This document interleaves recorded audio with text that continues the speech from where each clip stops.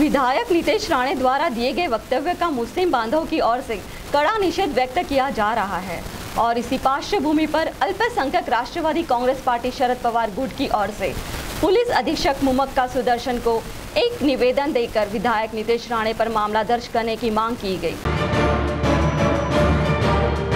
भारतीय जनता पक्ष के विधायक नितेश राणे हमेशा मुस्लिम समुदाय पर कुछ न कुछ अनुचित विधान करते हैं। ऐसे ही अहमदनगर के कार्यक्रम में अपने भाषण में मुस्लिम समुदाय के बारे में अनुचित विधान किया। इस विधान पर मुस्लिम समुदाय में असंतोष निर्माण हुआ है। ऐसे विधान से समाज में असंतोष फैल सकता है। इसके लिए राष्ट्रवादी कांग्रेस पार्टी प्रदेश सरचिटनीस मुनादिर शेख इनकी उपस्थिति में चंद्रपुर शहर राष्ट्रवादी कांग्रेस शरद पवार पक्ष अल्पसंख्यक शहर जिला अध्यक्ष बब्बू अहमद ईसा इनके नेतृत्व में चंद्रपुर पुलिस अधीक्षक इन्हें निवेदन दिया गया।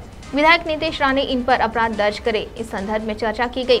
निवेदन देते समय राष्ट्रवादी कांग्रेस शरद पवार अल्पसंख्यक पक्ष एजाज भाई रिजवी, महासचिव मोहन सिंह ठाकुर, जलील भाई, अजीम भाई इन आदि के साथ पदाधिकारी बड़ी संख्या में उपस्थित थे।